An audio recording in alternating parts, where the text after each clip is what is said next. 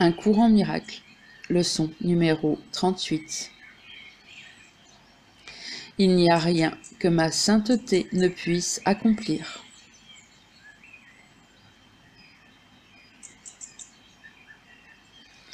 Ta sainteté renverse toutes les lois du monde. Elle est au-delà de toutes les restrictions de temps, d'espace, de distance et de limites de toutes sortes.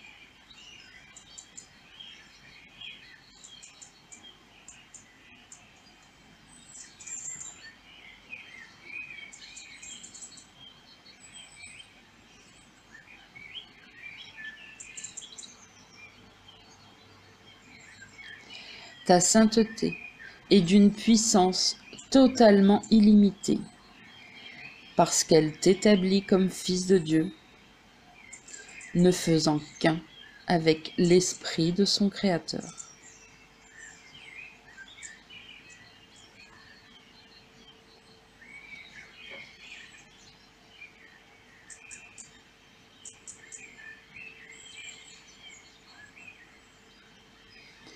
C'est par ta sainteté que la puissance de Dieu est rendue manifeste.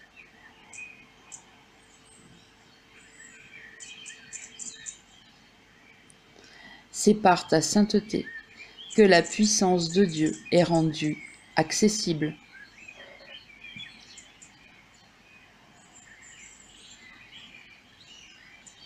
Et il n'y a rien que la puissance de Dieu ne puisse accomplir.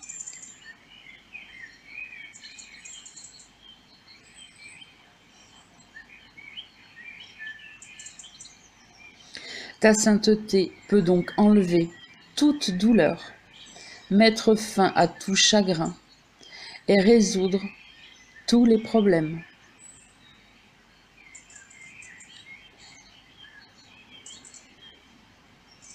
Elle peut le faire par rapport à toi ou à n'importe qui d'autre.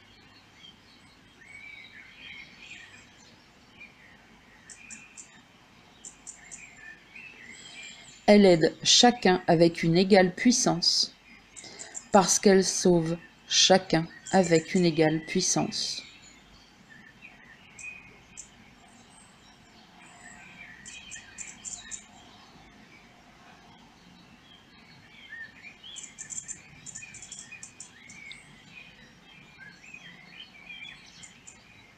Si tu es saint, tout ce que Dieu a créé l'est aussi.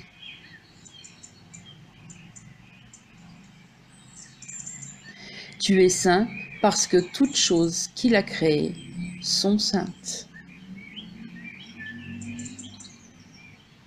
Et toutes choses qu'il a créées sont saintes parce que tu l'es.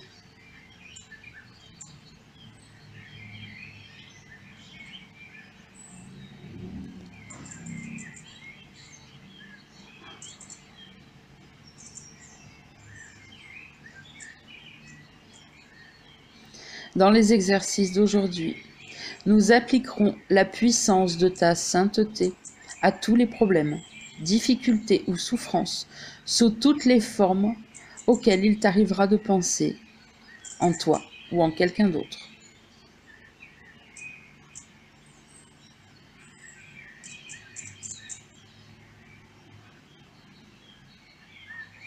Nous ne ferons pas de distinction, parce qu'il n'y a pas de distinction.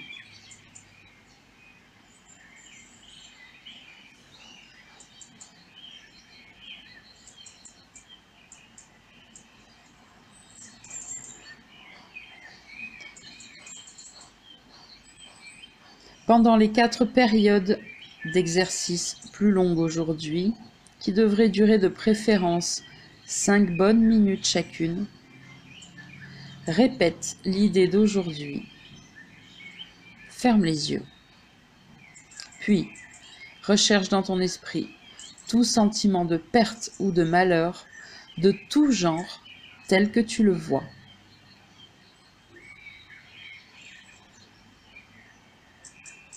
Essaie de faire aussi peu de distinction que possible entre une situation qui est difficile pour toi et une situation qui est difficile pour quelqu'un d'autre.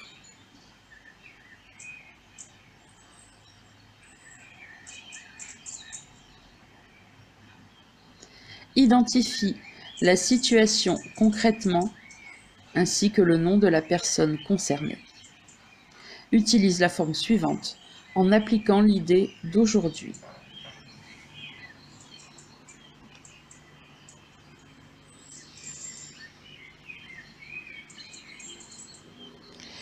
Dans la situation concernant, trois petits points, où je me vois, il n'y a rien que ma sainteté ne puisse accomplir.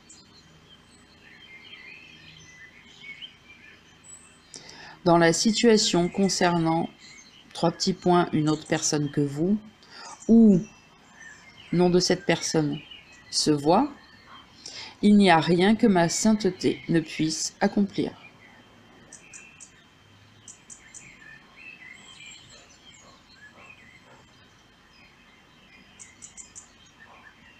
De temps à autre, tu voudras peut-être varier cette procédure en y ajoutant quelques pensées personnelles pertinentes.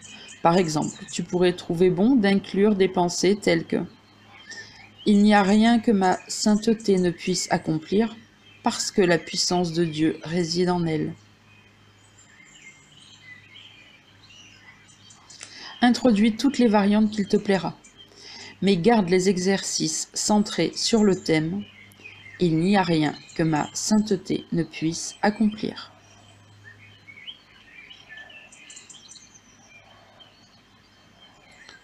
Le but des exercices d'aujourd'hui est de commencer à instiller en toi le sentiment que tu domines sur toute chose à cause de ce que tu es.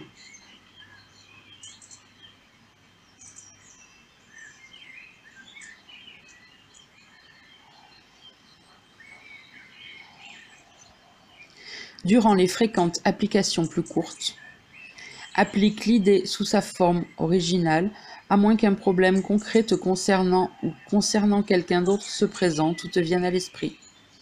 Dans ce cas, applique l'idée à ce problème en utilisant la forme plus concrète.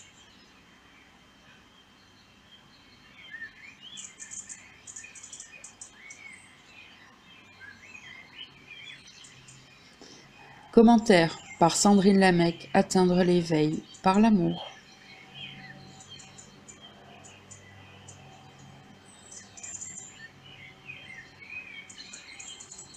Encore une leçon magnifique.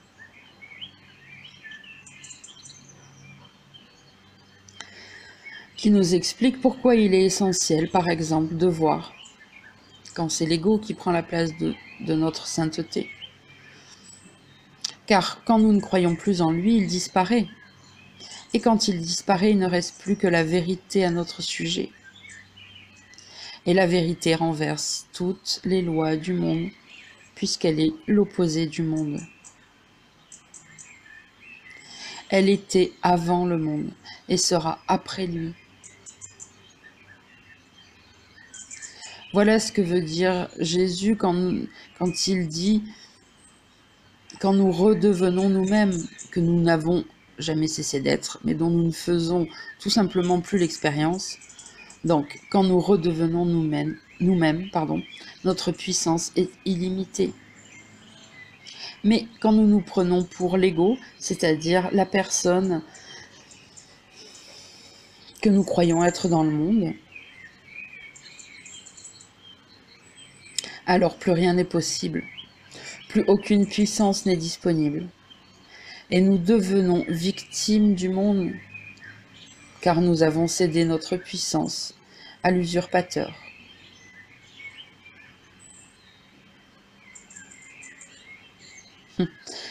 Le truc complètement dingue quand même de cette histoire, c'est que nous avons voulu écouter l'ego qui nous promettait, en gros, de devenir Dieu si nous l'écoutions, alors que nous étions déjà Dieu. C'est tout simplement de la folie. Vous savez, c'est comme le super commercial, vendeur, un peu escroc, un peu corrompu, hein, qui voit que vous avez une super Ferrari, qui en est jaloux, maladivement jaloux, et qui veut obtenir ce que vous avez. Il cherche, dans son esprit malade et tordu, comment vous gruger. Et il voit en parallèle que vous n'êtes pas conscient, par exemple, du bijou que vous avez. Il vous fait croire, car il a senti la faiblesse de votre esprit, qu'elle n'est pas super du tout, cette Ferrari, qu'elle a plein de gros défauts et qu'il vaut mieux que vous vous en sépariez tout de suite avant d'avoir un terrible accident avec. Il va donc se faire passer pour le mec super gentil, votre ami. Gentil, compatissant, humain, qui va vous rendre service car il a bon cœur. Il va la reprendre pour vraiment pas beaucoup plus cher que ce que vous ne pourriez en tirer ailleurs, car il veut absolument vous aider. Et en plus de vous la reprendre, il va vous revendre une autre Ferrari qui a vraiment des défauts, celle-là, en vous faisant croire qu'elle est le top du top et que vous ne pourrez jamais trouver mieux. Il vous la revend à un prix exorbitant, pour le tas de ferraille que c'est, mais vous croyez que vous faites une super affaire. Bingo! Il a gagné sur tous les plans. Et en prime, vous lui dites merci et le recommandez à tout votre entourage. Bon, c'est un peu caricatural, mais voilà, au moment où j'ai écrit ce texte, c'est ce qui m'est venu. Mais c'est ça, en fait. C'est exactement ça. Le super vendeur, là, c'est voilà, c'est symboliquement l'ego, qui a remarqué la faiblesse de notre esprit au moment où on a supposé qu'autre chose que Dieu pouvait être possible, pouvait exister. Du coup, il a inséminé la peur et a joué dessus. Vous avez suivi la peur, nous avons suivi la peur à ce moment-là, et cela nous a fait perdre totalement conscience de la réalité. Nous ne voulions plus qu'une seule chose, être sauvés, alors que nous étions déjà pleinement en sécurité. Il a créé un problème qui n'existait pas, et nous en a apporté la solution, qui bien sûr n'en est pas une. Et voilà pourquoi il a créé le monde qui n'existe pas, qu'il a fait un monde qui n'existe pas, pour avoir un nid de problèmes qui n'existe pas plus, mais qu'il va pouvoir nous soumettre. Et bien sûr, dans cette histoire, le temps est son allié le plus puissant, car grâce à lui, nous passons des vies et des vies entières à essayer de régler des problèmes que nous n'avons pourtant pas à la base. Et il nous tient ainsi enfermés dans l'illusion qu'il a créée.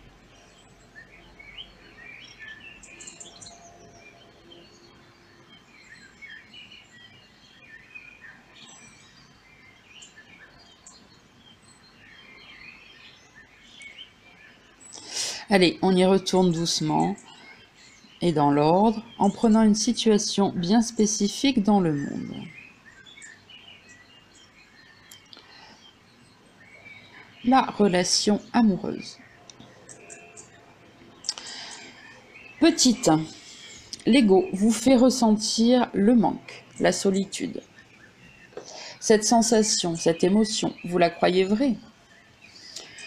Car vous prenez pour vrai ce que vous ressentez, déjà, j'ai envie de dire. Et puis, parce que vous vous prenez pour qui vous n'êtes pas, c'est-à-dire lui. Donc pour vous, c'est bien réel. Ça fait mal, très mal. Mais c'est l'émotion de l'ego que vous ressentez. Ça, c'est le petit 2. Donc logique, partant de là, vous avez un problème et vous cherchez une solution.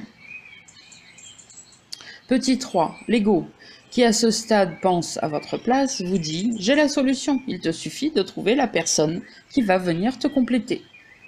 Petit 4, vous vous mettez donc en quête de trouver la personne qui va vous rendre heureux, heureuse, vous faire ressentir l'amour que vous ne ressentez plus, et vous compléter pour être à nouveau un et entier. Petit 5. Vous pouvez trouver une personne qui va vous apporter tout cela, et la solution de l'ego paraît la bonne dans ce cas. Mais malheureusement seulement pendant un temps, plus ou moins long. Et ensuite, tout s'écroule, et pour tout le monde. Ne vous croyez pas une exception. Ça s'écroule pour tout le monde. Alors évidemment, de différentes façons. L'ego ne veut pas être découvert et il fera tout pour ne pas l'être. Donc il va mettre de la complexité partout, diviser pour régner. On connaît bien ça. C'est son leitmotiv. Donc soit la relation va se détériorer de différentes façons, qui donnent l'illusion de causes bien distinctes et différentes, soit l'être aimé peut tout simplement mourir. Et ça lui donne, du coup, l'impression que la cause n'est pas la même, mais c'est faux. La résultante est la même, c'est la séparation.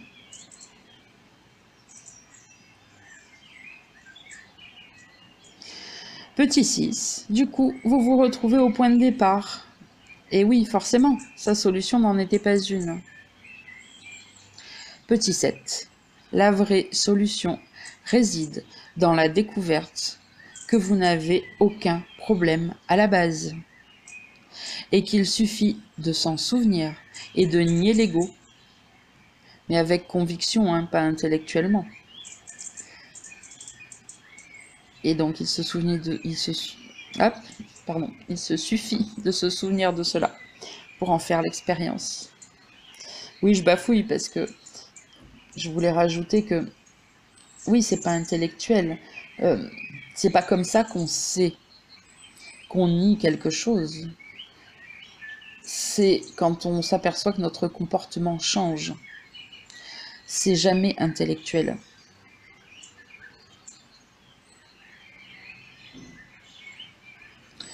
Petit 8. En règle générale, à ce moment-là, alors, une fois que vous ne cherchez plus à obtenir, à combler le vide en vous, à obtenir une compagnie, à être autre chose que vous n'êtes pas, eh bien, quand vous lâchez cette fausse croyance et que vous vous souvenez que vous avez tout au départ, vous pouvez très bien rencontrer quelqu'un qui partagera, bien sûr, votre rêve illusoire. Je ne parle pas du rêve de rencontrer l'âme sœur, hein, mais bien de la vie illusoire sur Terre. Donc vous pouvez rencontrer quelqu'un qui partagera votre existence, on va le dire comme ça. C'est une possibilité. Mais ne tirez aucune conclusion. En tout cas, si ça arrive, cela n'arrivera plus du tout pour les mêmes raisons qu'au départ. Ça ne viendra pas pour compléter un manque. Et ça change tout. La relation n'est plus construite sur la peur et sur le manque, mais sur l'amour et l'entièreté retrouvée qu'on veut partager encore plus. Elle a donc un tout autre but, dirigé par le Saint-Esprit cette fois, et plus par l'ego. Et pour savoir si peut-être que vous vivez cette relation au moment où vous m'écoutez, si c'est bien le cas, si la relation que vous avez est vraiment basée sur l'amour, sur l'entièreté retrouvée, posez-vous juste la question, et si cette personne disparaissait là de ma vie dans les minutes qui viennent, soit parce qu'elle me quitte, soit parce qu'elle décède tragiquement, soit peu importe pourquoi, si vous ressentez à nouveau le vide, la tristesse, la peine, vous avez votre réponse. C'est que vous avez peut-être voulu vous faire croire que cette relation était spéciale et ne venait pas combler un manque, mais si vous ressentez le manque une fois que la personne n'est plus là, c'est bien que, quand vous imaginez déjà, ne serait-ce qu'elle soit plus là, c'est bien parce que la raison pour laquelle vous l'avez fait venir à vous, c'était pour vous compléter.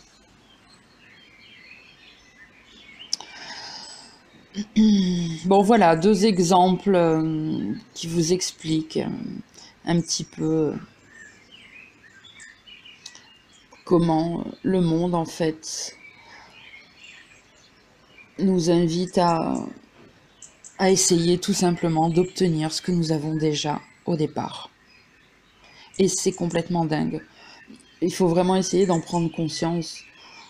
Et d'ailleurs au moment où on en prend conscience, mais on en rigole, c'est complètement loufoque. Donc nous allons revenir à notre leçon du jour pour ce commentaire. Votre entièreté retrouvée vous redonne votre pouvoir. Elle vous fait dominer toute chose comme le dit Jésus. Votre entièreté retrouvée sait qu'il n'y a aucune séparation d'aucune sorte entre rien ni personne, que rien ni personne n'est à l'extérieur de vous, car il n'y a pas d'extérieur. Mais que tout le monde et toutes choses sont en vous, et que le monde n'est qu'une supercherie inutile. Partant de là, vous comprenez mieux que votre souffrance ou la souffrance de quelqu'un, c'est la même chose. Pas de distinction, dit Jésus, car pas de séparation effective. Les miracles qu'il a accomplis n'auraient pas été possibles s'il avait agi, dans son esprit bien sûr, sur des personnes séparées de lui. S'il les a accomplis, c'est parce qu'il s'est souvenu de sa sainteté, parce qu'il s'est souvenu que l'autre n'était qu'une idée de séparation fausse et non guérie dans l'esprit. Il s'est souvenu que seul Dieu, que seul l'amour existe, et uniquement ça, et il n'a pas cru ce que l'ego lui montrait, pardon. Il n'a pas cru ce que ses yeux lui montraient, ce que les pensées de son esprit lui disaient. Et donc, comme toute guérison se trouve dans l'esprit, eh bien la forme doit suivre, car l'esprit domine la forme. Et vous n'êtes pas des formes ni des corps, mes amis, mais bien des esprits, des purs esprits, et donc une extension de l'esprit de Dieu. Quand vous vous souviendrez de cela, quand nous nous souviendrons de cela avec certitude, rien de ce qu'a fait Jésus dans son incarnation ici sur terre ne sera plus hors de notre portée. Ce qu'il a fait, nous le ferons aussi. Personnellement, cette simple pensée me remplit de joie pour des heures, des journées et des semaines entières. Je vous embrasse. Prenez soin de votre esprit. Souvenez-vous de qui vous êtes. Passez une bonne journée. Je vous embrasse. À demain.